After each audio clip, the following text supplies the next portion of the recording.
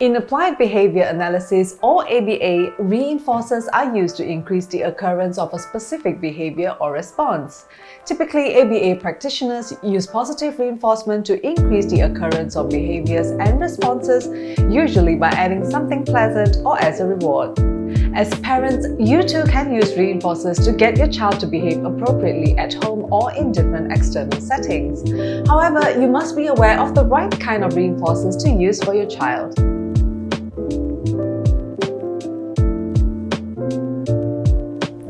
In today's episode of the Caregiver Hacks series, we aim to make finding the right choice a little easier.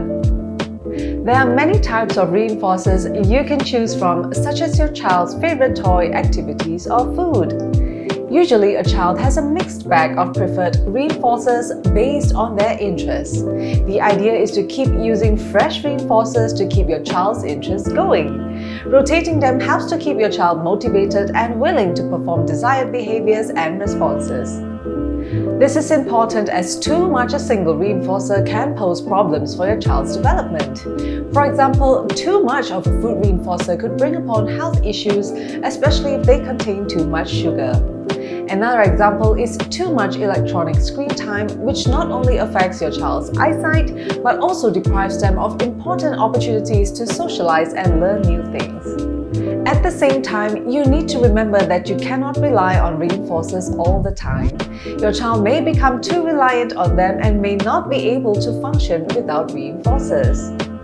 The idea is to gradually phase out reinforcement once your child starts to master the task or response at hand.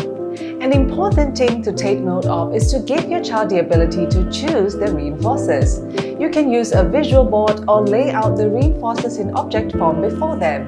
If your child chooses more than one reinforcer, try to narrow them down into primary and secondary reinforcers. Primary reinforcers can be used to reward the completion of bigger tasks, such as completing a worksheet or washing the hands independently. Secondary reinforcers are for smaller, easier tasks that can be quickly phased out upon completion or mastering, such as binning their rubbish or following simple instructions. By giving your child the freedom of choice, you are motivating them to keep working on goals and tasks. It is natural to want something out of doing a task or activity, and providing reinforcement is an effective way to motivate your child to perform a requested task or activity. Eventually, there will come a time when reinforcers will no longer be necessary.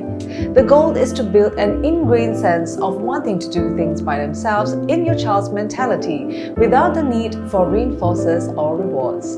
If you have further queries, do contact us through the information on the screen. And if you know someone who is struggling to make the right choices for their child, make sure to share this video with them too.